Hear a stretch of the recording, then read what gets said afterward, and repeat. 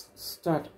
வணக்கம் நலம்தான channel viewers. இன்னைக்கு Maharashtrian style பருப்பு பாத், அதாவது வரன் சொல்லுவோம்.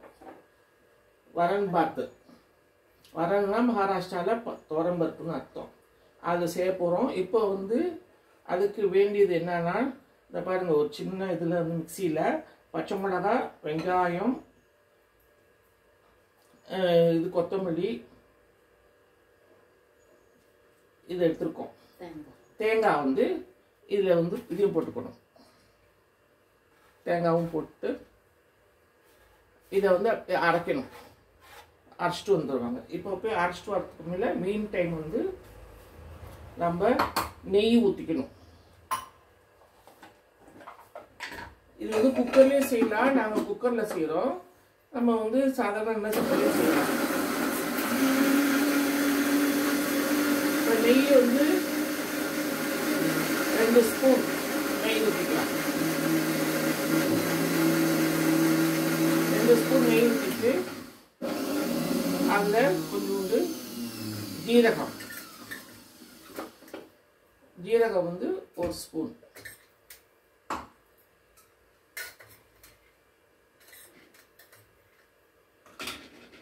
ஜீரகம் போட்டுறோம். ஜீரகம் போட்டுட்டு ஜீரகம் நல்லா பொரிஞ்சு வரும் பாருங்க. நெய் ஊற்றிருக்கிறோம், ஜீரகம் போடுறோம். அதில் ஜீரகம் போட்டு அரைச்சிட்டாங்க. இது நல்லா பேஸ்ட்டாக அரைச்சாச்சு. இது தனியாக இருக்குது.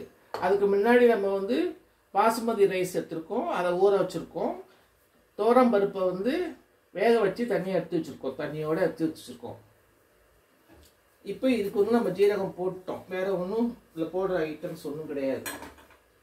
ஒரு தக்காளி ஒன்று அரிஞ்சு வச்சுருக்குறோம். இப்போ நம்ம காஞ்ச உடனே ஜீரகம் போட்டோம் இல்லையா, ஜீரகம் பொரிஞ்ச உடனே 2 பச்சை மிளகாய், வரமிளகாய், பூண்டு,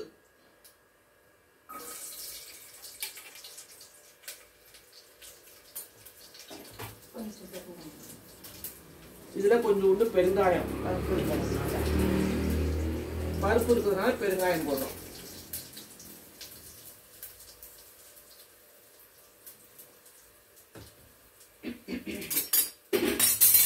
இது நம்ம பாசுமதி ரைஸும் எடுத்துக்கலாம். உங்களுக்கு சாதாரண ஜீரக சம்பாவும் எடுத்துக்கலாம். அது நமக்கு தகுந்த மாதிரி எடுத்துக்கணும். நாங்கள் இதை குக்கரில் வச்சுட்டோம். இப்போ அரைச்சதை போட்டுடலாம்.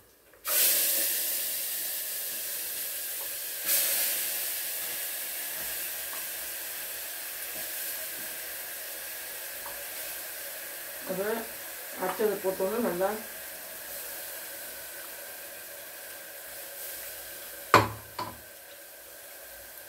இதில் கொஞ்சம் தண்ணியை ஆட் பண்ணி போட்டுக்கலாம். இது பச்சை வாடை போகணும். பச்சை வாடை கொஞ்சம் போகணும். இப்போ இந்த தண்ணியும் ஊற்றிக்கணும்.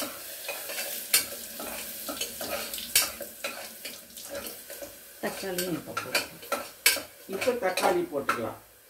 தக்காளியும் உப்பும் போட்டுடலாம். உப்பு போட்டியா?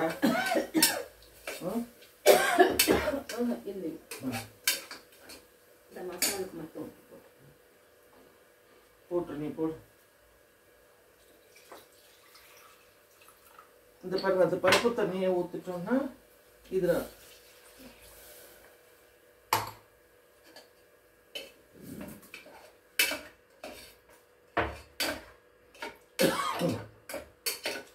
பாருங்க நல்லா அப்படி நல்லா இருக்கு பாருங்க. சூப்பரா இருக்கும் பார்க்கறதுக்கு. பாருங்க, போதும். எவ்வளவு போட்டாச்சு? நீ ஒரு வாட்டி போட்டு, நான் ஒரு வாட்டி போட்டு.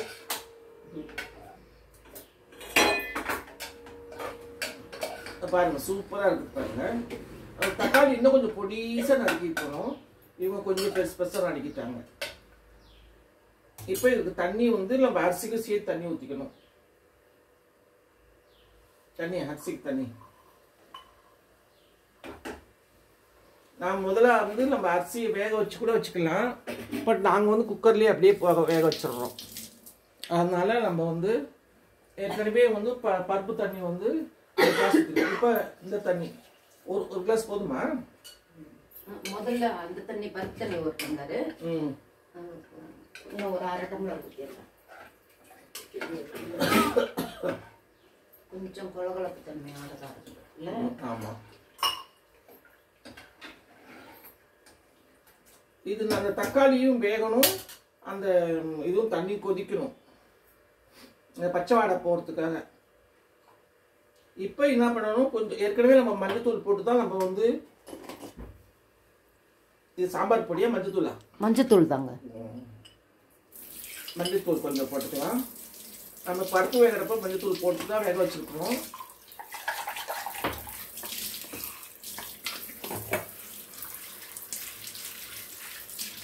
இது கொதி வந்த உடனே நம்ம பருப்பை போட்டுற வேண்டியதுதான். பருப்பை கூட போட்டுடலாமே. பருப்பு தான் ஏற்கனவே வெந்திருக்குல்ல, அது கொஞ்சம் தக்காளியும் பச்சை வாடை போகணும், அதுக்காக அது வேகணும்.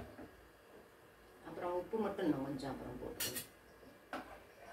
நீங்கள் இப்போ இது வந்து நம்ம அப்படியே நல்லா கொதிக்க விட்டோம்னா கொஞ்சம் நல்லா இருக்கும்.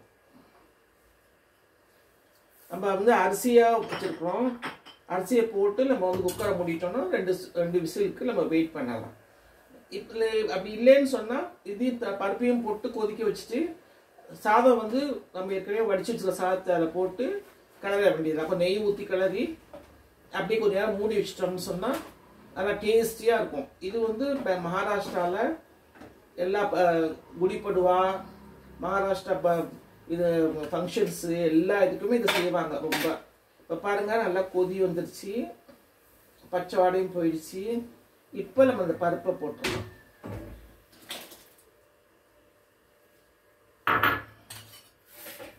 பருப்பை போட்டு ஒரு கிண்டுன்னா நல்லா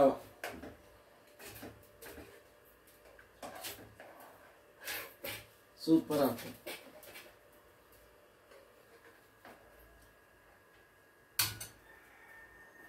அந்த ஃபங்க்ஷன்ஸ்க்கெல்லாம் இதுதான் செய்வாங்க. அது மாதிரி வெளியிலே எங்கேயாவது போயிட்டு வந்தால் கூட அவங்களுக்கு இது டக்குன்னு செஞ்சுட்டாங்க, ஈஸியாக இருக்கும். நம்ம ஊர் வந்து சாம்பார் சாதம்ன்ற மாதிரி அந்த ஊரில் வந்து இது வந்து வரன் பாத் அப்படின்வாங்க. ரொம்ப நல்லா இருக்கும், நீங்களும் செஞ்சு பாருங்கள். இப்போ நம்ம வந்து கொதி வந்துடுச்சு.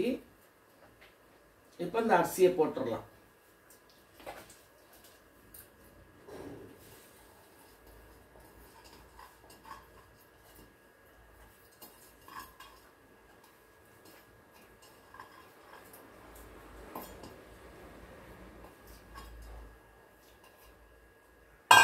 அரிசியை போட்டு கொஞ்சம் உப்பு ஒரு கலர் காட்டிட்டு உப்பு பார்க்குறவங்க உப்பு இப்போ பார்த்துக்கலாம் ஒரு வாட்டி. இந்த உப்பு பாரு,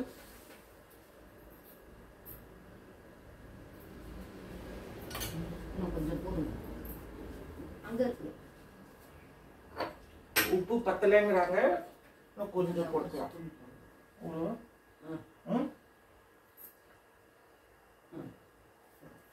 உப்புன்னு ஒரு ஸ்பூன் போட சொல்றாங்க, போட்டாச்சு. எலுமிச்சம்பழமும் நம்ம இதில் புளியணும். அதுக்கு மேலே கொத்தமல்லி தலை போடணும், எலுமிச்சம்பழம் புளியணும். இப்போ நம்ம குக்கர் மூடியை மூடிடலாம். எலுமிச்சம்பழம்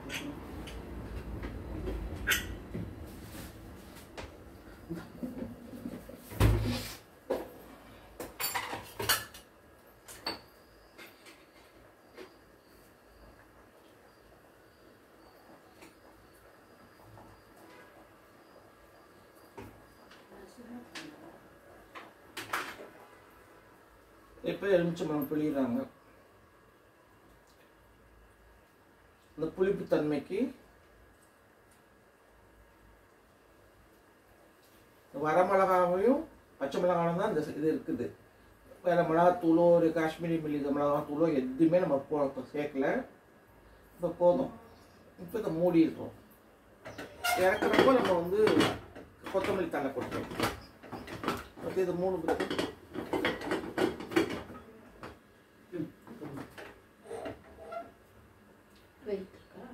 இப்போ பாருங்க, வெயிட் வந்து பொதுவாகவே சத்தம் வந்தோன்னு போட்டோம்னா நல்லாயிருக்கும். இப்போ பாருங்க ஆவி வந்துருச்சு. இப்போ நம்ம போடுறோம்.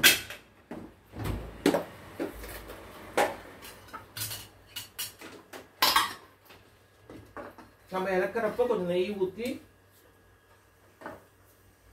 கொத்தமல்லி தழை நல்லா பொடிசாக ஆஞ்சிட்டு தூவிட்டோம்னா சூப்பராக இருக்கும். இப்போ நெய் ஊற்றலாம். வந்து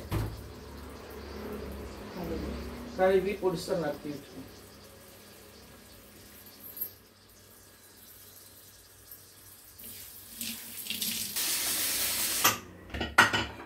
பாருங்க சூப்பராக வந்திருக்கு. பாருங்க எவ்வளோ நல்லா வந்திருக்கு பார்த்தீங்களா. இப்போ வந்து நம்ம பாருங்க இவ்வளோ சூப்பராக வந்திருக்கு. இப்போ வந்து வறுத்த முந்திரி பருப்பு இருக்குது, அதில் போட்டோம்னா நம்ம சூப்பராக இருக்கும். பாருங்க எவ்வளோ நல்லா வந்திருக்கு பாருங்க. பொல பொலன்னு நல்லா சூப்பராக வந்திருக்கு பாருங்க. இது மகாராஷ்டிரா. இது வந்து கொத்தமல்லி பொடி ஏற்கனவே நம்ம போட்டு அரைச்சிருக்கோம். இருந்தாலும் கொத்தமல்லி தூவுனா ரொம்ப நல்லாயிருக்கும். இது வறுத்த முந்திரி பருப்பு. கொஞ்சம் நெய் ஊற்றிடணும். ரிச்னஸ்க்கு நல்லாயிருக்கும். இது மகாராஷ்டிராவில் ரொம்ப ஃபேமஸ் வரன்பாத். இதுக்கு வந்து நம்ம தொட்டுக்கிறதுக்கு வந்து நாங்கள் வந்து சேனக்கிழங்கு வறுவல். இது சாம்பார் வந்து கொஞ்சம் லைட்டாக இருக்கிறதுனால இது வந்து இதுக்கு காம்பினேஷன் வந்து சேனை வறுவல் வறுத்துருக்கோம். இதை பாருங்கள் ஆயிட்டு இருக்குது பாருங்கள், கோச்சிட்டு இருக்குது, வறுத்துட்டு இருக்கோம். நாங்கள் நீங்கள் செஞ்சு பாருங்கள். சேனைக்கிழங்கு வறுக்கிறது வந்து ரொம்ப பெரிய விஷயம் இல்லை. சேனை ரவுண்ட் செதுக்கிட்டு சின்ன சின்னதாக சதுரமாக செஞ்சு பண்ணி